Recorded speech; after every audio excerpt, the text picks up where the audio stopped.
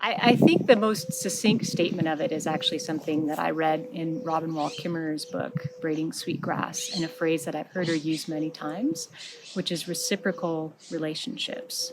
And I think that's really at the heart of what I've had the privilege of experiencing through the organic movement and agroecology circles, and now these newer conversations about regenerative, but also in the company of people whose communities have been doing these things for hundreds and thousands of years, is the idea that in a farming system or a food system, that our role as human beings is to establish reciprocal relationships with the plants and animals that we work with. And that's the heart of a system that, of course, can continue sustainably, but also there's a quality to it that it can be challenging to describe, but I think is probably not hard for you to feel as a person who's done this, of actually being in relationship with the rest of the living world. And pretty much every organic farmer I've talked to and interviewed, that deep feeling of belonging to the living world and being a contributing member of the living world is at the heart of why they do what they do.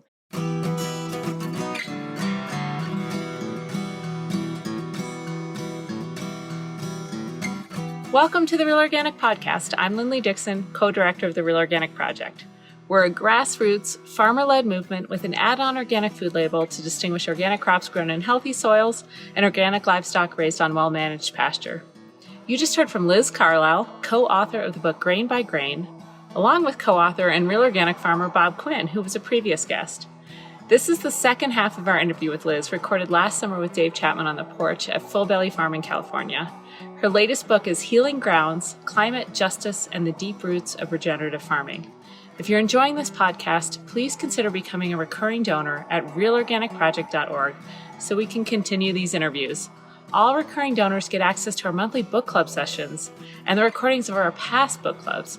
This Thursday, we're so excited to have Fred Provenza joining us to discuss his popular book, Nourishment. Come with your questions to ask Dr. Provenza. Now we'll return to the second half of the podcast with Liz Carlisle. But I want to go visit George Washington Carver for a minute first. I loved your chapter on him. And one of the things that you stressed, and I was intrigued enough that I ordered the book, and it's waiting for me at home about his life, was that George Washington Carver, his college training, he was a very educated man. His college training was in ecology. Yes. Did I get that right? Yes. And he was training with some of the founders of the field of ecology as an academic discipline. Yes. So could you talk about that? Was that a revelation for the world of academia, that there was something worth studying that we will call ecology? Carver's life and career is so remarkable in so many ways. Yeah. So he, grew up as a young black man in the Midwest. An incredible beginning to his life. His father died before he was born. He and his mother were kidnapped when he was very, very young, and she died. And he actually was adopted back into the family that he had lived in as a slave. So this was right at the moment of abolition. He was raised as an adoptee by parents who had formerly been his mother's enslaver. So he had obviously a very complex beginning to life. Complex family life, yeah. Yeah. He ended up being the first black man at the Iowa Agricultural College in his 20s. And he couldn't even find a place to live in Ames. The only option he had, he was allowed to sleep in a building in exchange for being the building's janitor, the campus building. So college was also not easy for George Washington Carver, but he did end up studying with Lewis Pamel, who was at Iowa Agricultural College, and he was the first to write an English language book using the word ecology in its title. So this was still a new word being used by scientists. And George Washington Carver, he had always been a naturalist. He had loved walks through the woods. He had a mentor, a black woman, who had taught him about plants in the woods, and he loved mushrooms. He loved collecting mushrooms. So Pamel was a mycologist and saw that this student, by virtue of his naturalist hobby was actually a really good mycologist and knew all these species. And he was just about to start a PhD in mycology when Booker T. Washington calls up and says, "Would you like to start the agricultural school for the Tuskegee Institute?" And so George Washington Carver, who saw his role as an agricultural scientist and as an ecologist, as working in service of the Black community, was definitely not going to say no to the leading Black public intellectual of the time who had founded the leading Black college of the time. And so he went down to Tuskegee in his early 30s and started this agricultural school at what would become Tuskegee University. A new experimental farm, a whole curriculum, extension work, a movable school, and a lot to say about Carver's work, but I think one thing that's really important from the standpoint of organics is that he saw from the very beginning that a low input agriculture that rejected the emerging agricultural chemical industry and its wares had enormous economic and political advantages. And he saw this because he was serving a Black constituency, many of them sharecroppers or people who were farming marginal land and didn't have a lot of extra money. But then he extended this insight and saw how it was going to impact all of the agricultural economy in the U.S. He was working around, I know he was alive around 1910. Yes. And he was at that point at Tuskegee coming up with his life's work and putting it out to the world. And I was intrigued by that.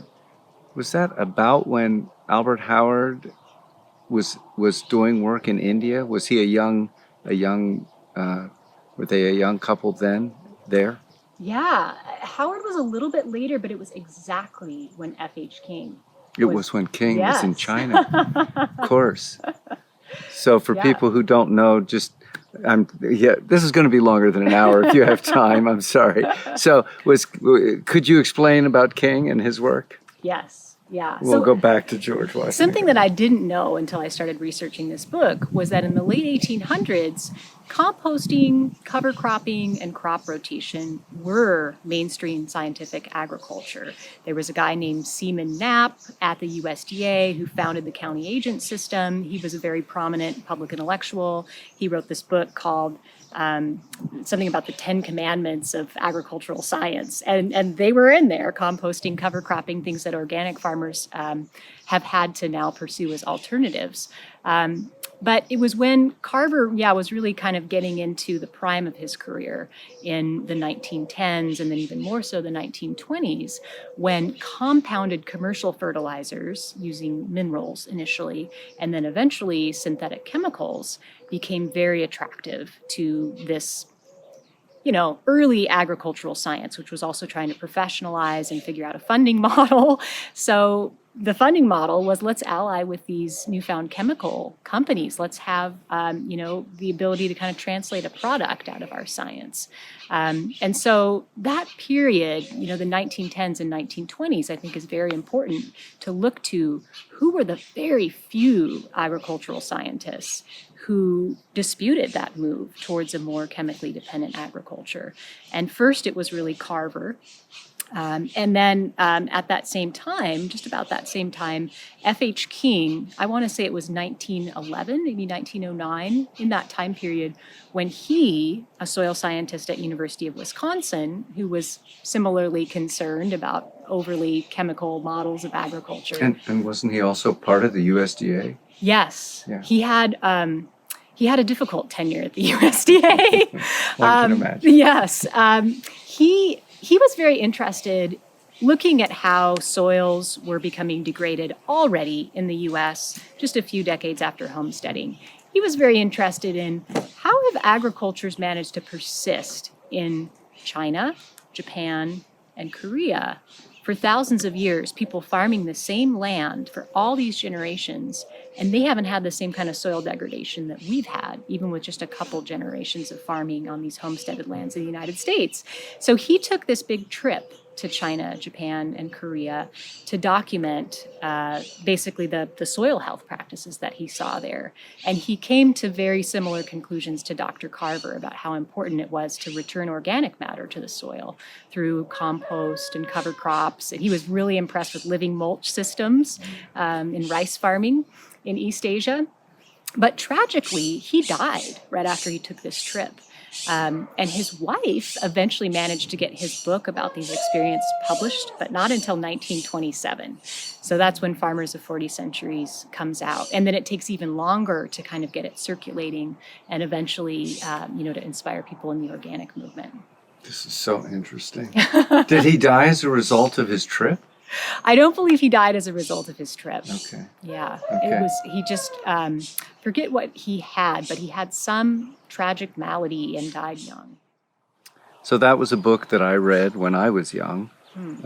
One of those seminal books that we studied as we learned about organic farming. And of course, we read Howard's books and Eve Balfour's books. And, so at that point, Carver and King were not quite wackos yet, right? They were not rejected by the academic orthodoxy.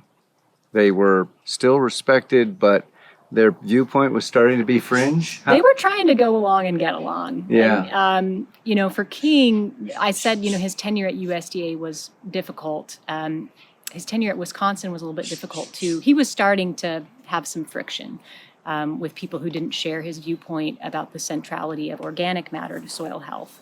They were using those terms at that time. They were talking about humus and humic substances, but essentially what he was trying to articulate is that the life in the soil, the biological component in the soil, is important to its integrity and its usefulness for farming. And we can't just boil this down to chemistry and physics.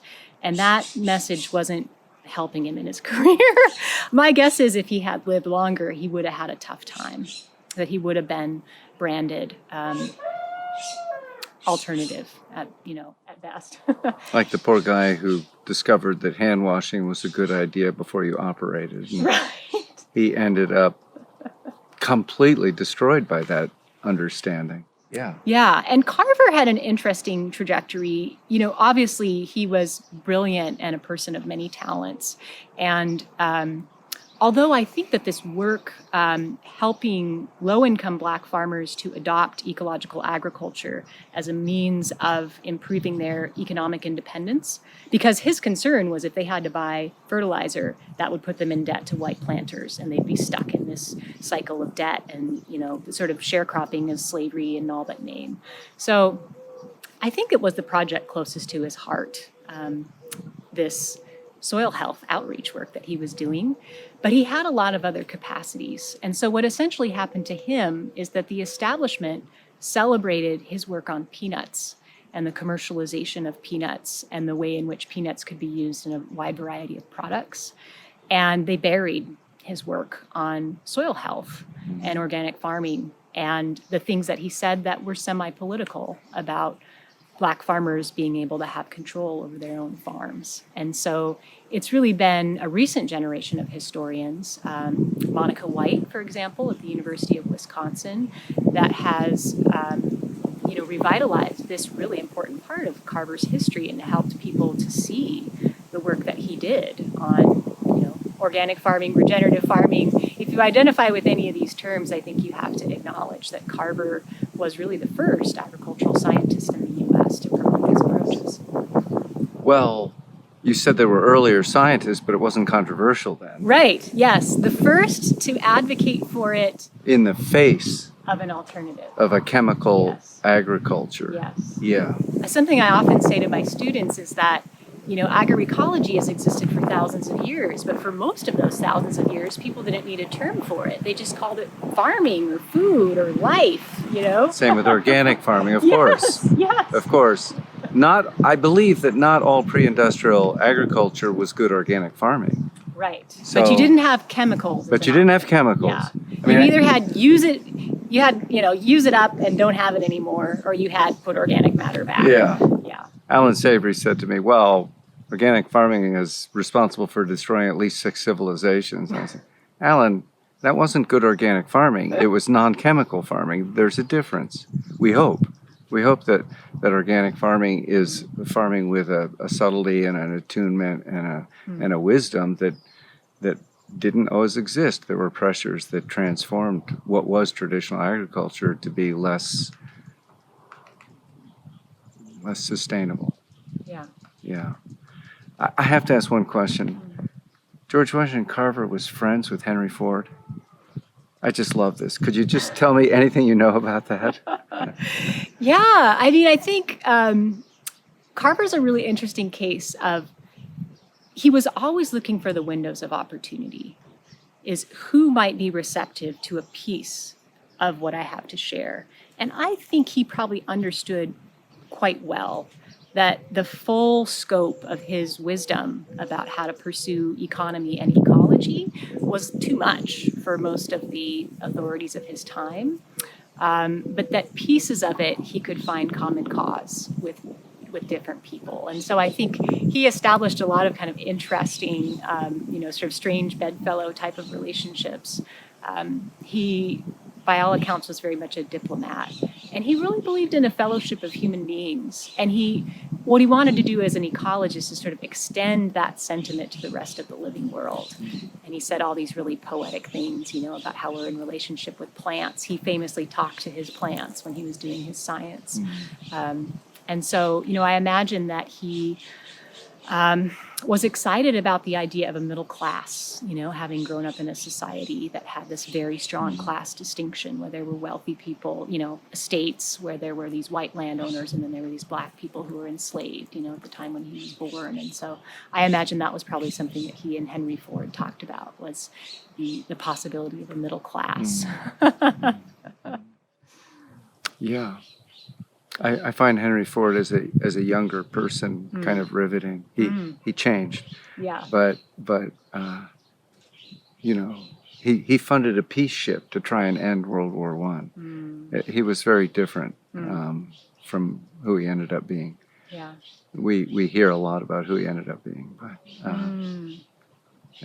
I think he was a fascinating human being. I loved that they were friends. I thought, boy, I would love to be in the room for those conversations. Yes.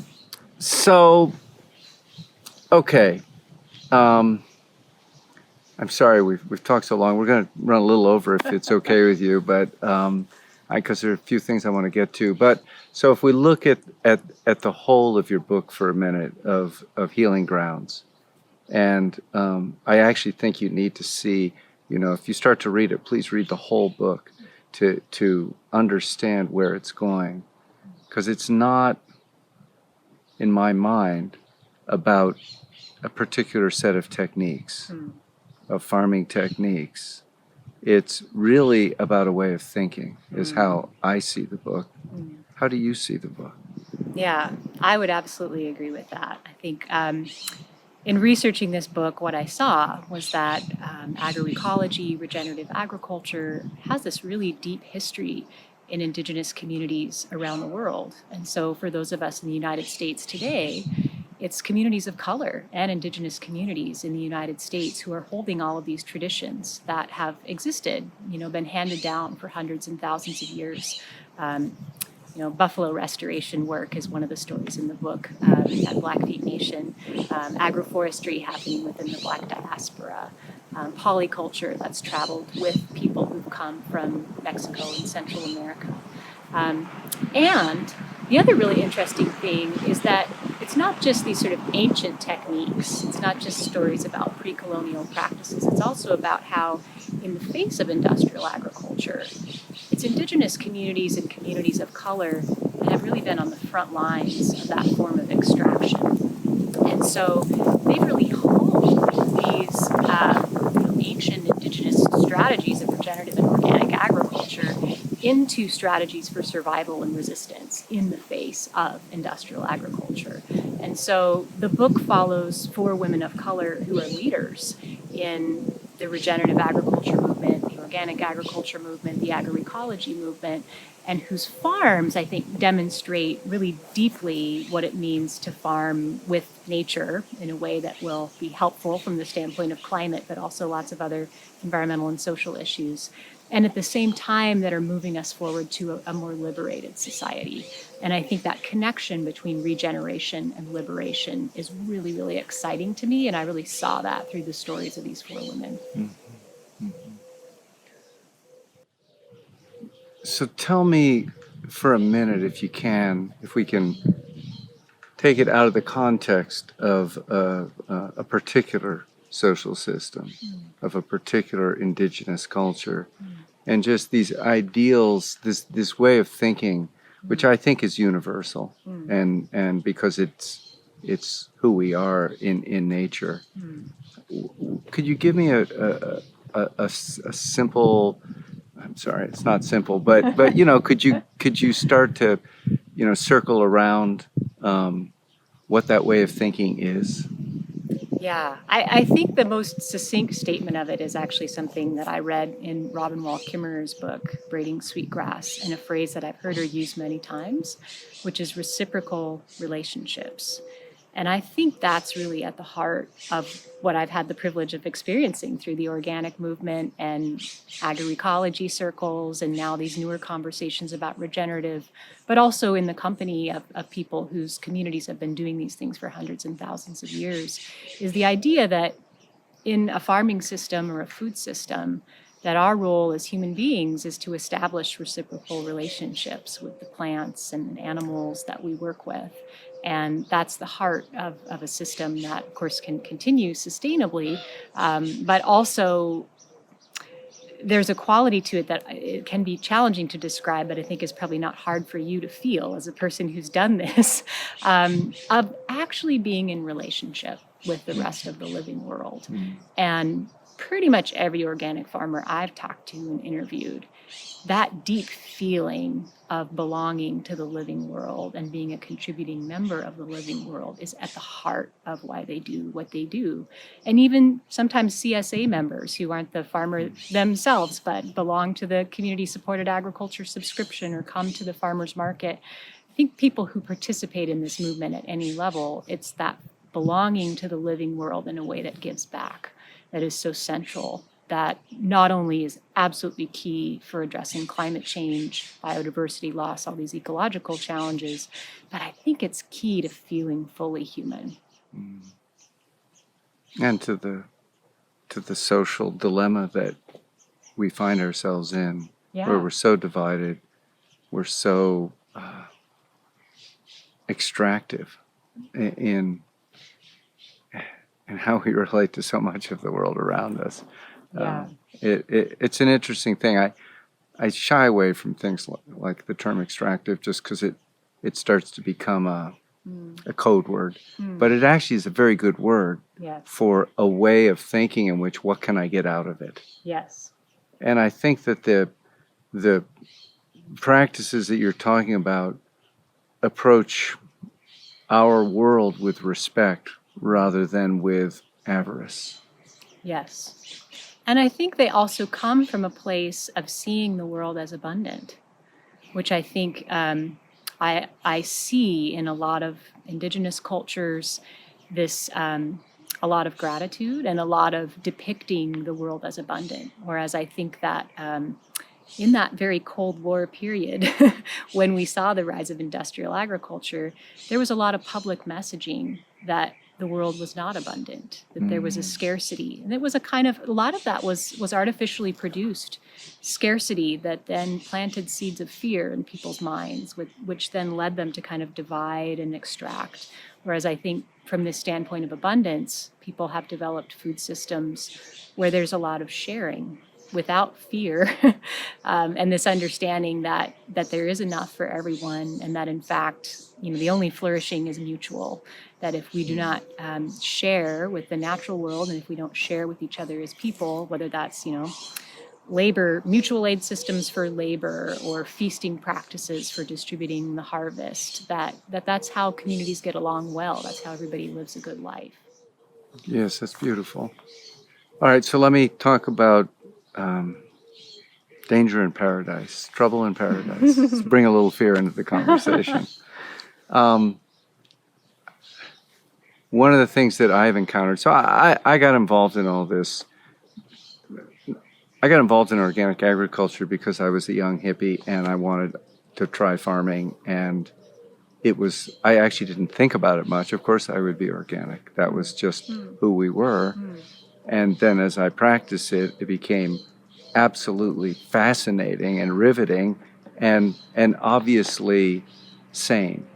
So it was just a good way to do it, and it worked.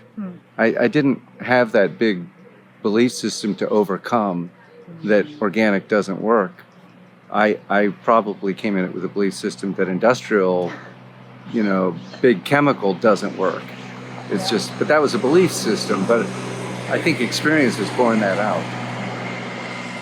But now but I became more of an activist as I saw that there were economic forces that were coming to feed on the organic brand. And they were actually undermining the organic movement. And they were calling themselves organic. Yeah. We'd always faced Syngenta saying the world was going to starve if we go organic. But now we had people saying, yes, organic is wonderful, and I'm organic too. And by the way, I had a call with the Secretary of Agriculture last night, and he agrees that we need to change something, a few things. And it started to undermine what organic meant. Yeah. So I felt we had a choice. We could become agroecological, and Miguel says they're facing the same demons there, right? Or we could become regenerative, and in my mind, that's completely lost already as a term, as a meaningful term, because every multinational corporation in food and agriculture has embraced it. And, they've got a bigger microphone than we do.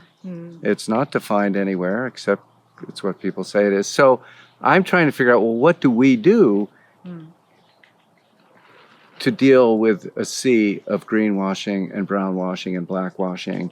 And I think from organizations that are not healthy in a profound sense, but they're powerful.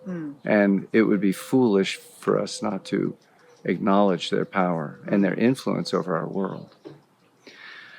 So given that, I thought, well, let's take our stand on the word organic. And it's not that I think everybody should, but that's where I lived my life as an organic farmer. Yeah. And so we started the Real Organic Project.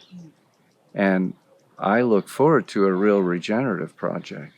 I haven't seen one yet. I see still very good people I know and love saying, I'm regenerative. And I go, you really want to be in that picture? With Syngenta and Cargill and ADM and Bunge and McDonald's and Pepsi and, Bayer Monsanto? Because they're all in that picture now. Yeah.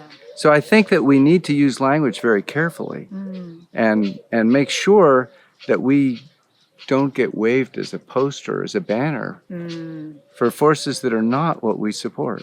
Yeah. So I just talked a lot. I would love to hear your thoughts about that.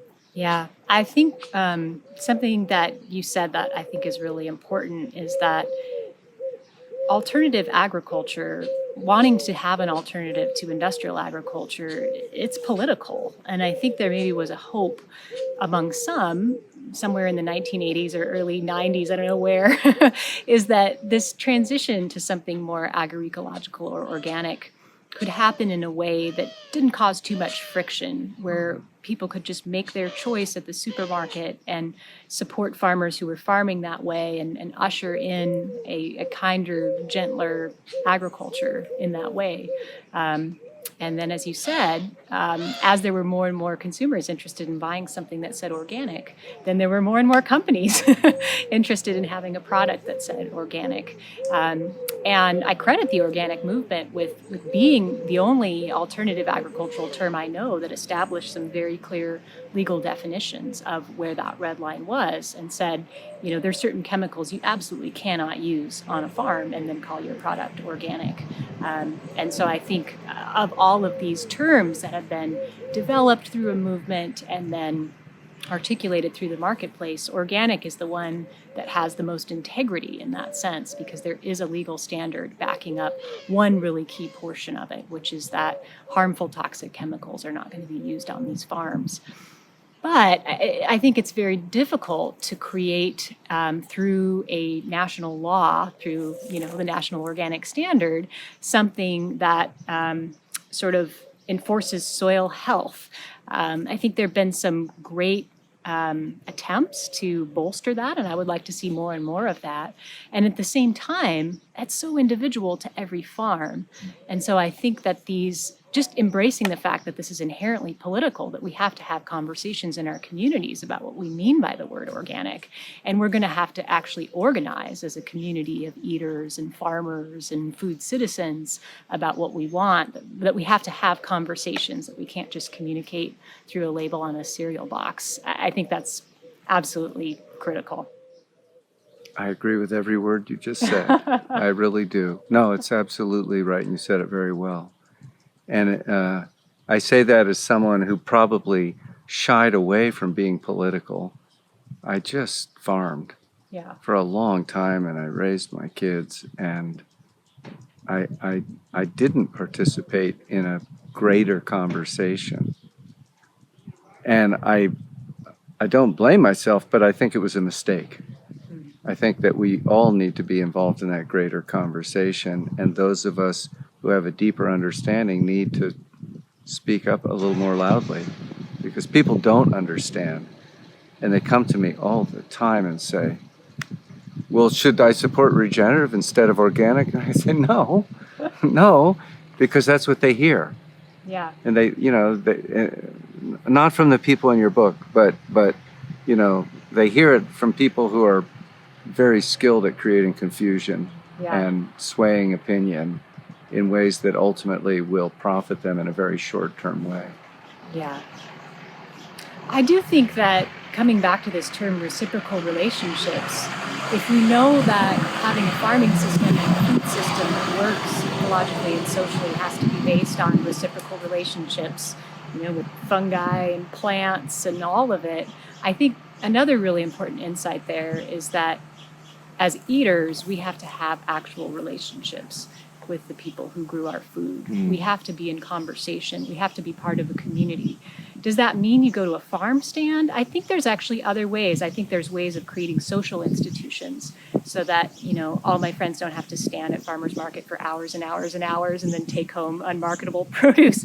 I'm not saying that there has to necessarily be always a direct interaction where the eater buys the tomato from the person who farmed it, but I do think that being in relationship with a community is really key to actually having an agroecological food system. And we can't just rely on a marketing tactic, a labeling scheme, and we can't even just rely on the organic law, although I do think it's been an incredibly important part of the puzzle to getting us where we are. It provides a backstop to sort of sliding into, let's not forget how toxic those chemicals were pre-Rachel Carson, and people trying to bring back 2,4-D now on all these industrial farms. So the fact that the organic label really does stop all those toxins from being sprayed on those farms is important.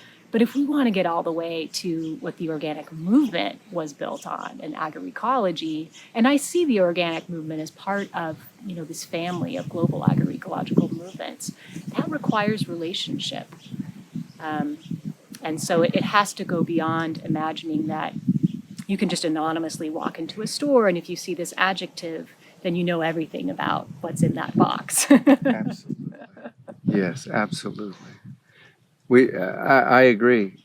It's not enough for people to rely on a real organic label. They need to become more articulate and sophisticated in their understanding of biological agriculture and social justice and animal welfare and all of these things, or they will get